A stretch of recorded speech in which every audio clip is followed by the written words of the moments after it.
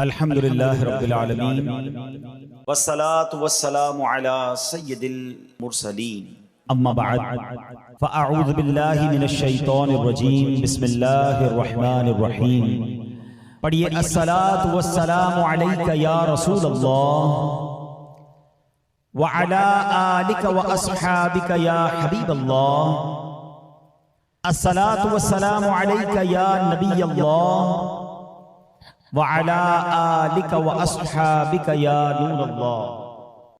درود پاک کے بے شمار فضائل و برکات ہیں۔ القول البدیع میں ہے حضرت ابو عباس احمد بن منصور رحمت اللہ تعالی علیہ کو انتقال کے بعد کسی نے خواب میں دیکھا کہ وہ سر پر موتیوں کا تاج سجائے، جنتی لباس میں ملبوس، شیراز کی جامع مسجد کے محراب میں کھڑے ہیں۔ خواب دیکھنے والے نے عرض کی ما فعل اللہ بکا، یعنی اللہ پاک نے آپ کے ساتھ کیا معاملہ فرمایا؟ تو فرمایا کہ میں کثرت سے درود شریف پڑھا کرتا تھا، یہی عمل کام آ گیا، اللہ پاک نے میری مغفرت فرما دی اور مجھے تاج پہنا کر جنت میں داخل کر دیا۔ کیا بات ہے درود پاک کی! آپ یقین کریں، اگر میں آپ سے یہ کہوں کہ زندگی میں ایک مسلمان ہونے کی حیثیت سے اگر آپ اپنی خواہشات، اپنی ڈیزائرز کیا کیا ہیں لکھیں ذرا، کہ مجھے دنیا میں کیا چاہیے، مجھے مرتے وقت کیا چاہیے، قبر میں کیا چاہیے، مرنے کے بعد محشر کے دن میں کیا چاہتا ہوں، کبھی اکیلے بیٹھے نہ تو لکھیے گا، ٹھیک ہے؟ اور اب میں آپ کو بہت ساری حدیثوں کا کچھ نچوڑ پیش کرنے جا رہا ہوں، سنتے جائیے اور سبحان اللہ بھی کہتے جائیے۔ اگر آپ روزی میں برکت چاہتے ہیں تو درود پاک پڑھیے، اگر آپ بیماری سے شفا چاہتے ہیں تو درود پاک پڑھیے، اگر آپ ذلت و رسوائی سے بچنا چاہتے ہیں تو درود پاک پڑھیے، اگر آپ عزت میں اضافہ چاہتے ہیں تو درود پاک پڑھیے، آپ مصیبتوں اور پریشانیوں سے بچنا چاہتے ہیں تو درود پاک پڑھیے، مرتے وقت کلمہ پڑھنا چاہتے ہیں تو درود پاک پڑھیے، مرتے وقت آقا کا دیدار کرنا چاہتے ہیں تو درود پاک پڑھیے، آپ یہ چاہتے ہیں کہ آقا اپنے مبارک ہاتھوں سے قبر میں اتاریں تو درود پاک پڑھیے، اپنی قبر کو نور مصطفیٰ سے جگمگانا چاہتے ہیں تو درود پاک پڑھیے، قیامت کے دن نبی پاک کے پرچم تلے اٹھنا چاہتے ہیں تو درود پاک پڑھیے، آقا کے ہاتھوں جام کوثر پینا چاہتے ہیں تو درود پاک پڑھیے، اور سنیے آقا کے ساتھ جنت میں جانا چاہتے ہیں تو درود پاک پڑھیے، مدینے جانا چاہتے ہیں، بار بار جانا چاہتے ہیں تو درود پاک پڑھیے، اور زندگی میں دیدار مصطفیٰ کرنا چاہتے ہیں تو درود پاک پڑھیے۔ کچھ باقی رہ گیا؟ اللہ اکبر یا رسول اللہ، مجھے بتائیے اور کچھ باقی رہ گیا ہے؟ ایک مسلمان ہونے کی حیثیت سے what ever I need in دنیا اور ان ہیئر آفٹر، دنیا اور آخرت میں جو کچھ چاہیے، روزی برکت والی، زندگی عزت والی، پریشانیاں دور ہو جائیں، بیماریاں دور ہو جائیں، ذلت و رسوائی سے بچا رہوں، ایمان والی موت ملے، جب تک زندہ رہوں مدینے آتا جاتا رہوں، آقا کی دید کرتا رہوں، آقا جنت میں ساتھ لے جائیں۔ اب کچھ باقی بچتا ہے؟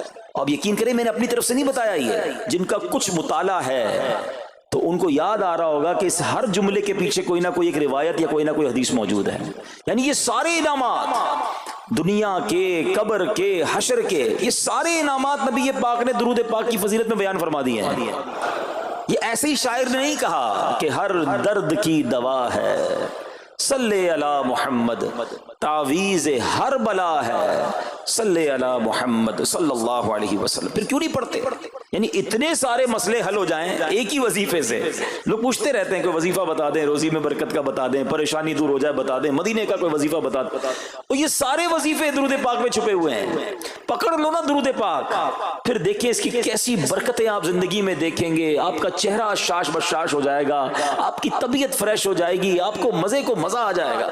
بس درود پاک کی کثرت پڑھتے رہا کریں، پڑھتے رہا کریں، انشاءاللہ برکتیں ہی برکتیں۔ میں بھی نیت کروں، آپ بھی نیت کریں۔ ایک اور خوبصورت بات بتاؤں، جو بڑی خوبصورت آیت ہے، میں سمجھتا ہوں شاید دنیا بھر کے عاشقان رسول کو یہ کم از کم آیت تو سب کو یاد ہوگی۔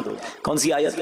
ان اللہ وملائکتہ یصلون علی النبی یا ایھا الذین آمنوا صلوا علیہ وسلموا تسلیما. مل کر درود پاک. اللہم صل علی سیدنا و مولانا محمد طب القلوب ودوائها وعافیت الابدان وشفائها ونور الابصار وضیائها وعلی آلہ وصحبہ وبارک وسلم. اب یہ جو آیت درود ہے نا شعبان کے مہینے میں نازل ہوئی ہے، تو چلو نیت کر لیں انشاءاللہ اب سے روزانہ کثرت سے درود پاک پڑھیں گے انشاءاللہ. آئیے مل کر محبت کے ساتھ ایک بار پھر درود پاک. صلو علی الحبیب صلی اللہ تعالی علی محمد صلی اللہ علیہ وسلم. مشہور صحابی حضرت ابو ہریرہ رضی اللہ تعالیٰ عنہ فرماتے ہیں کہ ایک مرتبہ میں رسول اکرم نور مجسم صلی اللہ تعالی علیہ وآلہ وسلم کی اقتداء میں نماز عشاء پڑھ کر واپس جا رہا تھا. میں نے دیکھا کہ ایک عورت اپنے آپ کو پوری طرح ڈھانپ کر سڑک کے ایک کنارے پر کھڑی ہے اور اس نے مجھے پکارا کہ اے ابو ہریرہ ذرا میری بات سنو. آپ کہتے ہیں میں قریب گیا، میں خلاصہ عرض کر رہا ہوں. تو اس عورت نے کہا کہ مجھ سے بہت بڑا گناہ ہو گیا ہے، کیا میری توبہ قبول ہوگی؟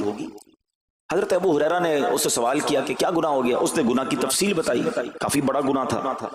آپ نے کہا کہ تو ہلاک ہو گئی اور تو نے دوسروں کو بھی ہلاکت میں ڈال دیا، اتنا بڑا گناہ کیا، اب تم توبہ کی امید رکھتی ہو؟ اللہ پاک کی قسم تیری توبہ قبول نہیں ہوگی. جب آپ نے یہ کہا تو وہ عورت خوف خدا سے کانپنے لگی اور اتنا زور سے کانپی کہ کانپتے کانپتے وہ بے ہوش ہو گئی. آپ نبی پاک کی بارگاہ میں آ گئے. اب آپ کو خیال آیا کہ یار میں نے اس کو کہہ تو دیا مگر میں نے اللہ کے نبی صلی اللہ علیہ وسلم سے مشورہ تو نہیں کیا، پیارے آقا سے پوچھا تو نہیں. اب آپ نبی پاک علیہ السلام کی بارگاہ میں آئے اور آقا سے عرض کی کہ حضور ایسا ہوا اور ایک عورت مجھے ملی اور اس نے مجھے اپنا گناہ بتایا. میں نے کہا اتنا بڑا گناہ، اب تیری توبہ قبول نہیں ہوگی. اللہ اکبر. جب نبی رحمت شفیع امت صلی اللہ تعالی علیہ وسلم نے یہ بات سنی تو فرمایا انا للہ و انا الیہ راجعون. اے ابو ہریرہ تو خود بھی ہلاک ہوا اور تم نے اس عورت کو بھی ہلاکت میں ڈالا، کیا تمہیں اللہ پاک کا یہ فرمان یاد نہیں؟ پھر نبی پاک علیہ السلام نے قرآن مجید فرقان حمید کی یہ آیت تلاوت کی. ذرا غور سے تلاوت سنیے گا. اللہ کریم ارشاد فرماتا ہے بسم اللہ الرحمن الرحیم الا من تاب وآمن وعمل عملا صالحا فأولئك يبدل الله سيئاتهم حسنات وكان الله غفورا رحيما. ترجمہ کنز العرفان. مگر جو توبہ کرے اور ایمان لائے اور اچھا کام کرے تو ایسوں کی برائیوں کو اللہ نیکیوں سے بدل دے گا اور اللہ بخشنے والا مہربان ہے. حضرت ابو ہریرہ نے جب یہ آیت کریمہ سنی اور پیارے آقا علیہ السلام کا یہ فرمان سنا تو آپ کو احساس ہوا کہ میں نے غلط مسئلہ بیان کر دیا ہے. آپ پر یہ احساس اتنا غالب ہو گیا کہ آپ مدینہ منورہ کی اب گلیوں میں آواز لگانے لگے. ایک عورت نے مجھ سے رات ایک مسئلہ پوچھا تھا، کوئی بتا سکتا ہے وہ عورت کون ہے؟ آپ سارا دن مدینے کی گلیوں میں آواز لگاتے رہے مجھے اس عورت کا پتہ بتاؤ جس نے مجھ سے مسئلہ پوچھا تھا. اب رات ہوئی تو وہ عورت آپ کو کل والی جگہ پر پھر کھڑی مل گئی. آپ فوراً اس عورت کے پاس پہنچے، اسے نبی پاک کا فرمان سنایا اور کہا تمہیں مبارک ہو، اگر تم توبہ کرو گی تو اللہ تمہاری توبہ قبول فرما لے گا. اب یہ عورت اتنی خوش ہوئی کہ مارے خوشی کے کہتی ہے کہ میرا ایک باغ ہے، میں نے اپنے گناہ کے کفارے میں وہ باغ راہ خدا میں صدقہ کر رہی ہوں. یہ پورا باغ ہے ابو ہریرہ میں اللہ کی راہ میں صدقہ کرتی ہوں. اللہ اکبر.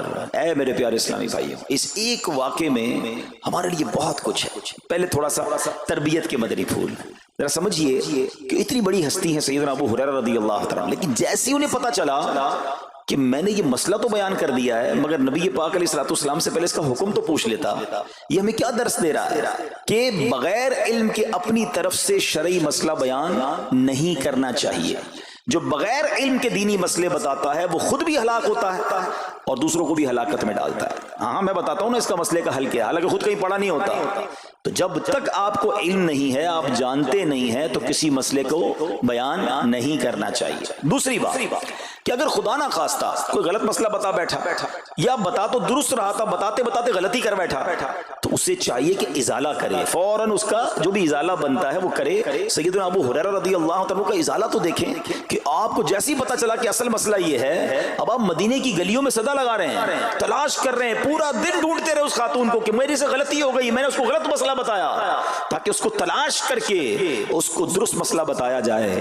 اللہ اکبر، صحابہ کرام کی ادائیں بھی کتنی نرالی ہوتی ہیں، اللہ ان کا صدقہ عطا فرما دے۔ اب ہوتا کیا ہے کہ کبھی کوئی غلط مسئلہ بیان ہو گیا، یا بیان میں، مشورے میں، درس میں کوئی غلطی ہو گئی، غلطی پتہ چل جائے، اب شرم آتی ہے کہ کیسے کہوں مجھ سے غلطی ہو گئی ہے، میں تو اتنا بڑا مبلغ بن کے گیا تھا، میں نے تو جناب اتنے پبلک میں بیان کیا تھا، اب میں کیسے بتاؤں کہ جناب میں نے یہ غلط پڑھ دیا یا غلط بیان کر دیا۔ حضرت ابو ہریرہ سب سے زیادہ جن کو حدیثیں یاد ہے، مگر سچ بتائیں، بات سمجھنے والی پتہ کیا ہے، جو لوگ یہ سمجھتے ہیں نا کہ یار غلطی ماننے سے عزت کم ہو جاتی ہے، سچ بتاؤ آج 1450 سال بعد حضرت ابو ہریرہ کا یہ واقعہ سن کے ہمارے دلوں میں ان کی عزت کم ہو رہی ہے، بڑھ رہی ہے؟ Simple is that. غلطی ماننے سے انسان جو ہے وہ نیچا نہیں ہوتا۔ اللہ میرے پیر و مرشد کو سلامت رکھے، جن کی برکت سے لاکھوں علماء بن گئے ہیں، مگر آپ اپنے مدنی مذاکرے میں اپنے ساتھ علماء کرام، مفتیان کرام کو بٹھاتے ہیں، اور اگر کوئی توجہ دلاتا ہے تو لائیو چینل پر آپ فرماتے ہیں کہ یہ مسئلہ یوں نہیں یوں ہے، کوئی عزت کم نہیں ہوتی جناب۔ تو سبحان اللہ، دو باتیں سیکھنے کو ملی کہ پہلے بتانا ہی نہیں ہے، اگر نہیں آتا تو اپنی بڑائی مارنے کے لیے بندہ کہتے مجھے نہیں معلوم، واللہ عالم میں نہیں جانتا، اور اگر آپ کو لگتا ہے میں صحیح بتا رہا ہوں اور پھر بعد میں کوئی توجہ دلا دے کہ آپ نے غلطی کی ہے، تو پھر اس کو بالکل مانے بھی اور اس کا ازالہ کریں۔ اچھا، اب علماء کرام نے بڑے پیارے طریقے بتائے۔ پہلے تو ظاہر یہ تھا کہ بھائی پبلک میں بیان کیا تو پبلک میں جا کر یا گلیوں میں جا کر آپ نے اعلان کیا، اب تو سوشل میڈیا کا زمانہ ہے، کوئی ویڈیو بنا کے ڈال رہے ہوتے ہیں، انسٹاگرام تو ٹویٹر تو پتہ نہیں کیا کیا چیزیں، موبائل فون، فیس بک، یوٹیوب، تو اب غلط غلط مسئلے لوگ شیئر کر رہے ہیں۔ ایک یہ بڑا مسئلہ پتہ کیا ہو گیا، ہمارے موبائل پہ جیسے ہی کوئی ویڈیو کلپ آیا، کسی کا بھی آیا، یا کوئی پوسٹ آ گئی، کوئی فضیلت ہی آ گئی، نہ چیک کرنا ہے نہ کچھ کرنا ہے، اس کو فوراً فارورڈ کر دینا ہے۔ حالانکہ اس میں بعض اوقات غلط مسئلے ہوتے ہیں، بعض اوقات غلط حدیثیں ہوتی ہیں، ہمیں پتہ ہی نہیں ہوتا، ہم سمجھتے ہیں آگے شیئر کر دیں۔ اچھا، شیئر کرنے والوں کا بھی بڑا مسئلہ ہے، اگر کوئی وظیفہ، کوئی نفل، کوئی بھی چیز ہے، خود پڑھنی نہیں ہے، آگے 100 لوگوں کو بھیج دینی ہے، پہلے خود تو پڑھو۔ اچھا، خود بھی پڑھنے سے پہلے کہاں چیک کروایا؟ تو پلیز یہ شریعت کے معاملات ہیں، اس میں بڑی غلطی ہو سکتی ہے۔ تو اگر آپ کو کوئی بھی چیز شیئر کرنی ہے تو بیسٹ آپشن یہ ہے کہ دعوت اسلامی .net، یہ دعوت اسلامی کی ویب سائٹ ہے، اس پر ایک گیلری کا آپشن ہے، آپ وہاں جائیے، وہ مفتیان کرام سے چیک ہوئی پوسٹیں پڑی ہوئی ہیں، آپ وہاں سے پوسٹ اٹھائیں، اس کو شیئر کر دیں، بنداز کریں، کوئی ٹینشن نہیں ہے، کیونکہ وہ علماء نے چیک کی ہوئی ہے۔ مگر ہر آنے والی پوسٹ، ہر آنے والی ویڈیو کو آگے بڑھا دینا، تو مشورہ یہی ہے کہ یہ بڑا سخت معاملہ ہے، کیونکہ یاد رکھیے قرآن مجید فرقان حمید میں اللہ تعالیٰ ارشاد فرماتا ہے وَمَنْ أَظْلَمُ مِمَّنِ افْتَرَىٰ عَلَى اللَّهِ كَذِبًا، اور اس سے بڑھ کر ظالم کون جو اللہ پر جھوٹ باندھے۔ اچھا، اس کے بارے میں علماء فرماتے ہیں کہ اللہ پر جھوٹ باندھنے والا سب سے بڑا ظالم ہے۔ جب ہم کسی کو دینی مسئلہ بتاتے تو اس کا مطلب کیا ہوتا ہے کہ اللہ نے فرمایا یا اللہ کے حبیب علیہ السلام نے فرمایا، اس کا مطلب اگر ایسا نہیں ہے تو یہ اللہ پر جھوٹ باندھنا ہو گیا نا۔ ہم نے تو کہا مجھے تو پتہ نہیں تھا، کسی نے پوسٹ بھیجی تھی، کسی نے بتایا تھا، اچھا میں نے کہیں سنا تھا۔ اب کئی لوگوں کی تو عادت پتہ کیا ہے، ان کے ساتھ بیٹھو نا تھوڑی دیر، تھوڑی دیر بعد کہیں گے اللہ یہ فرماتا ہے، اللہ نے قرآن میں یہ فرمایا، پوچھو کدھر فرمایا، بولا یہ نہیں پتا، اللہ قرآن میں یہ کہتا ہے۔ کہاں کہتا ہے بتاؤ نا، آیت دکھاؤ، اللہ نے فرمایا یہ کرنا چاہیے، کہاں فرمایا؟ اپنی طرف سے۔ اچھا، کیونکہ کہیں سنا تھا، کہیں دوستوں کی محفل میں آدھی بات یاد تھی، ارے ڈرنا چاہیے کہ میں کیسے کہہ دوں کہ اللہ نے فرمایا، میں کیسے کہہ دوں نبی پاک علیہ السلام نے فرمایا، جب یاد نہیں، پڑھا نہیں۔ امیر اہل سنت کی آپ نے احتیاط دیکھی ہے، آپ حدیث کی کتاب منگاتے ہیں کہ پورا دیکھ کر پڑھتے ہیں، مگر یہاں تو اپنی مرضی سے چل رہا ہے معاملہ۔ خدا کے واسطے ہم سمجھ رہے ثواب کما رہے ہیں، اور ایسا نہ ہو کہ گناہ جاریہ والے کام ہو رہے ہوں۔ تو میں نے آپ کو آسان حل بتا دیا کہ دعوت اسلامی کے جو آفیشیل سوشل میڈیا کے پیجز ہیں، اگر آپ کو شوق ہے تو وہاں سے کوئی پوسٹ اٹھا لیں، وہاں سے کوئی چیز اٹھائیں اور اس کو شیئر کریں۔ باقی خدا را ان کاموں کو اپنی مرضی سے آگے نہ کریں، کہیں ہم گناہ گار نہ ہو۔ تو ایک بات تو ہمیں اس پورے واقعے سے سیدنا ابو ہریرہ رضی اللہ تعالیٰ کو جو انداز، آپ کی عاجزی، آپ کا ازالہ کرنا، آپ کا اس عورت کو تلاش کرنا، یہ سکھا رہا ہے کہ مسئلہ غلط بیان کرنا کتنا بڑا مسئلہ ہے۔ اللہ کرے کہ ہم اس کو سمجھیں۔ اب دوسری خوبصورت بات، آئے ہائے، عورت کا گناہ ہے، بڑا گناہ ہے، مگر نبی پاک نے جو آیت بیان فرما دی اور جو اس تک پیغام پہنچایا کہ توبہ کر لو، میرا رب توبہ قبول فرما لے گا۔ آئے ہائے میرے پیارے اسلامی بھائیو، کتنا ہی بڑا گناہ کیوں نہ ہو جائے، اللہ سے مایوس نہیں ہونا ہے، اس کی رحمت سے مایوس نہیں ہونا ہے، کیونکہ میرے آقا مدینے والے مصطفیٰ صلی اللہ تعالی علیہ وسلم فرماتے ہیں التائب من الذنب کمن لا ذنب لہ، گناہوں سے توبہ کرنے والا ایسا ہے جیسا اس نے گناہ کیا ہی نہیں ہے۔ ختم, null and void, deleted.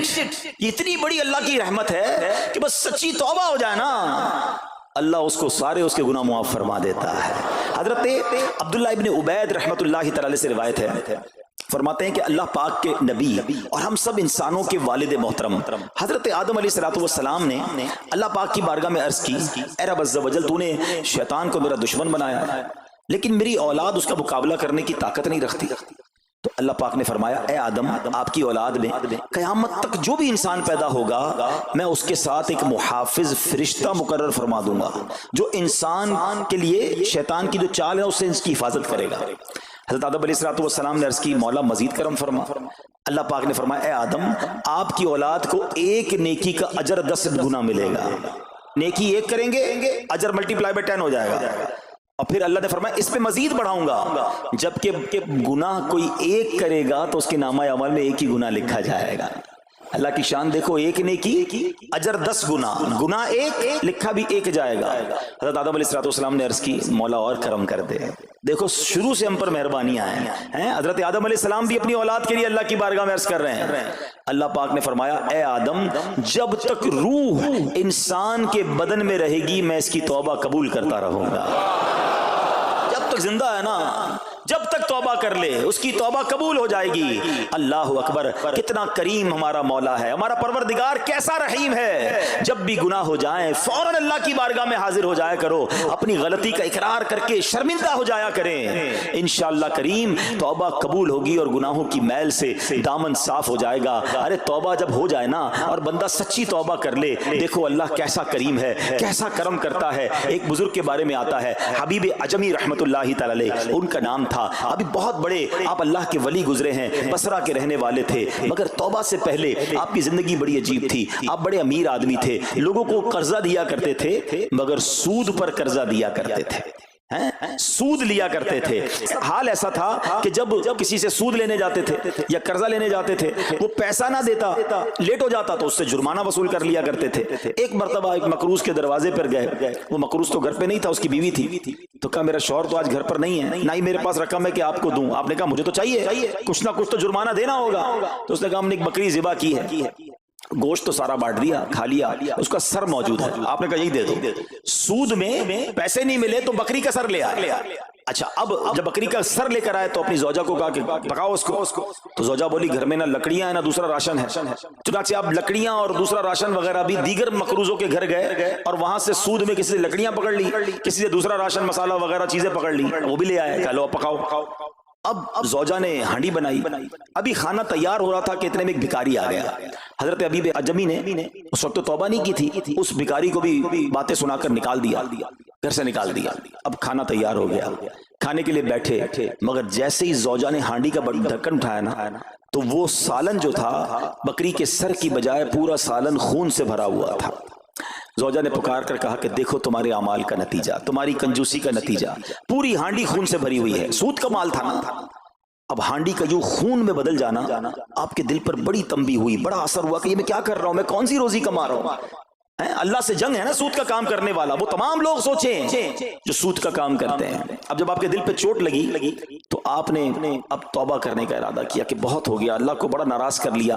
تو آپ حضرت حبیب عجمی اب باہر نکلے کہ حضرت امام حسن بصری کی بارگاہ میں جاتے ہیں اور وہاں جا کر توبہ کرتے ہیں. مگر جیسے ہی اب باہر نکلے نا تو کچھ بچے کھیل رہے تھے.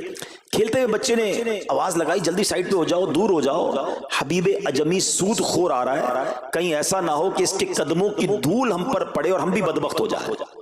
پھر دل پر چوٹ لگی کہ یار بچہ مجھ سے نفرت کرتا ہے, ایسا کام کرتا ہوں میں, اللہ بھی ناراض, اللہ کے بندے بھی ناراض, اور دل پر چوٹ لگی. حضرت حسن بصری رحمت اللہ تعالی کی خدمت میں گئے, بڑی سچی توبہ کی, اللہ کو راضی کرنے کے لیے پکی نیت کی. ابھی توبہ کی ہے, کوئی بڑی نیکیاں نہیں کر لی. واپس آ رہے ہیں, جیسے واپس آ رہے ہیں تو دیکھا کہ وہی بچے کھیل رہے ہیں. اب ان بچوں میں کسی نے آپ کو دیکھا تو کہا کہ اب حبیب توبہ کر کے آ رہے ہیں, دور ہو جاؤ, کہیں ہمارے قدموں کی دھول ان پر نہ پڑ جائے تو ہم گناہگار نہ ہو جائے. تھوڑی دیر پہلے یہ بچے کہہ رہے ہیں کہ دور ہو جاؤ, ان کی دھول پڑ گئی تو ہم بدبخت ہو جائیں گے, سود خور جا رہا. ارے ابھی توبہ کی ہے, اور اللہ نے اپنے بندوں اور مخلوق کے دل میں کیسی محبت ڈال دی کہ بچے کہہ رہے ہیں دور ہو جاؤ، ہمارے قدموں کی دھول حضرت حبیب پر نہ پڑ جائے، ہم گناہگار نہ ہو جائیں۔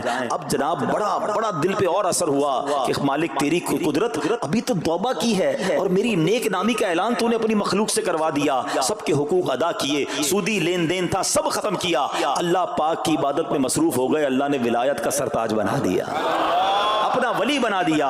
اے میرے پیارے اسلامی بھائیوں، یہ ہے توبہ۔ اللہ اکبر۔ اے میرے پیارے اسلامی بھائیوں، پتہ یہ چلا کہ عزت دوبارہ مل جاتی ہے، شرط صرف ایک ہے کہ آدمی صحیح راستہ اختیار کر لے۔ اولیاء کرام کی سیرت پڑھ کر دیکھیں، ہزاروں اولیاء کرام ایسے ہیں جو توبہ سے پہلے گناہوں میں مشغول تھے، معاشرے میں انہیں بری نگاہ سے دیکھا جاتا تھا، لوگ ان سے نفرت کیا کرتے تھے، مگر جب اللہ کی طرف آ گئے تو کیا کمال ہوا کہ اب جناب لوگوں کے دلوں میں تو دلوں میں، جانوروں کے دلوں میں بھی اللہ نے اپنی مخلوق کے دلوں میں ان کی عزت ڈال دی، کیونکہ عزت کس کے پاس ہے؟ رب کے پاس ہے۔ دلوں کا اختیار کس کے پاس ہے؟ وہ رب کے پاس ہے۔ آسمان ولایت کا ایک اور چمکتا ستارہ حضرت فضیل بن عیاض رحمت اللہ تعالی علیہ توبہ سے پہلے ڈاکو تھے۔ جی ہاں، آپ کتنا بڑا نام ہے ولیوں میں، مگر آپ ایک ڈاکو تھے، اور یہ کوئی کہانی نہیں، واقعی حقیقت ہے کہ رات کو جب بچہ سوتا نہیں تھا تو مائیں کہا کرتی تھیں بیٹا سو جاؤ ورنہ فضیل ڈاکو آ جائے گا۔ جس راستے پر آپ ہوتے تھے لوگ ڈر کے مارے اس راستے سے نہیں گزرتے تھے، مگر جب آپ نے توبہ کی، جن کا مال لوٹا تھا واپس کیا اور سارے حقوق ادا کیے، نیک کاموں میں مصروف ہو گئے، اللہ کی عبادت میں لگ گئے، حضرت فضیل بن عیاض نے وہ وقت بھی دیکھا کہ وقت کا بادشاہ کے دروازے پر کھڑا تھا اور انتہائی عاجزی سے عرض کر رہا ہے کہ حضور ملاقات کا وقت عطا فرما دیجئے۔ اللہ کی راہ پہ جو چل پڑے، سچی توبہ کر لے، اللہ پھر کیسی عزت عطا فرماتا ہے۔ حضرت بشر حافی کا واقعہ آپ کو یاد ہوگا، آپ توبہ سے پہلے شرابی تھے، شراب کے نشے میں دھت رہا کرتے تھے۔ بڑا خوبصورت واقعہ ہے کہ اللہ کے نام کی جب آپ نے تعظیم کی اور آپ کو یہ پیغام ملا کہ اے بشر تم نے ہمارے نام کو بلند کیا، ہم تمہارے نام کو بلند کریں گے، آپ نے توبہ کی، عبادت میں لگ گئے۔ اللہ تعالیٰ کی معرفت کا عالم یہ تھا کہ آپ ننگے پیر رہا کرتے تھے۔ حافی کہتے ننگے پیر رہنے والوں کو، اب جب آپ ننگے پیر گلیوں میں گھوما کرتے تو اس شہر کے جانور راستے پر نجاست نہیں کرتے تھے۔ کیوں نہیں کرتے تھے؟ کہ حضرت بشر ننگے پاؤں رہتے ہیں، کہیں ان کے پیر گندے نہ ہو جائیں۔ ارے وہ شخص جو توبہ سے پہلے شرابی ہے، اب جانور بھی ادب کر رہے ہیں، بلکہ عالم یہ تھا کہ ایک چرواہے کے ایک جانور نے راستے پر گندگی کر دی تو اس نے کہا ہو نہ ہو لگتا ہے حضرت بشر کا انتقال ہو گیا ہے۔ جب معلوم کیا تو پتا چلا کہ ہاں حضرت بشر حافی کا انتقال ہو گیا۔ اللہ اکبر، گویا اللہ نے جانوروں کے دلوں کے اندر بھی ان کی عزت ڈال دی، کیونکہ انہوں نے رب کی بارگاہ میں سر جھکایا، انہوں نے دنیا والوں کی پرواہ نہ کی، انہوں نے رب کو راضی کرنے کی فکر کی۔ تو اے میرے پیارے اسلامی بھائیوں، یہ خیال دل سے نکال دو کہ جناب عزت پیسے سے ملتی ہے، عزت شہرت سے ملتی ہے، جناب سوٹ بوٹ ہو، ذرا اچھے کپڑے پہنوں، اچھی جناب لگژری گاڑی سے اتروں گا تب عزت ملے گی، ارے جناب مہنگا موبائل ہاتھ میں ہوگا تب عزت ملے گی، عالی شان کوٹھیوں میں رہوں گا تب عزت ملے گی۔ یہ بھول ہے تمہاری۔ آؤ قرآن کیا کہتا ہے، عزت کہاں سے ملے گی، عزت کس کو ملتی ہے؟ اللہ قرآن میں فرماتا ہے من کان یرید العزت فللہ العزت جمیعا۔ اللہ کہتا ہے، قرآن فرماتا ہے جو عزت کا طلبگار ہو تو ساری عزت اللہ ہی کے پاس ہے، ساری عزت اللہ کے پاس ہے۔ وَتُعِزُّ مَن تَشَاءُ وَتُذِلُّ مَن تَشَاءُ بِيَدِكَ الْخَيْرُ۔ خدا کی قسم، دنیا کی ساری دولت کسی کے پاس ہو، اس کے کروڑوں فالوورز ہوں، لوگ کہتے ہیں سوشل میڈیا پہ فالوور ہونے چاہیے۔ آج کل تو کسی کا مرتبہ چیک کیسے ہوتا ہے؟ چیک تو کرو اس کے پیج پر اس کو چاہنے والے کتنے ہیں۔ لوگ بتاتے ہیں میرے اتنے ملین فالوورز ہیں، اتنے لاکھ مجھے دیکھنے والے ہیں۔ میں ان سب سے پوچھتا ہوں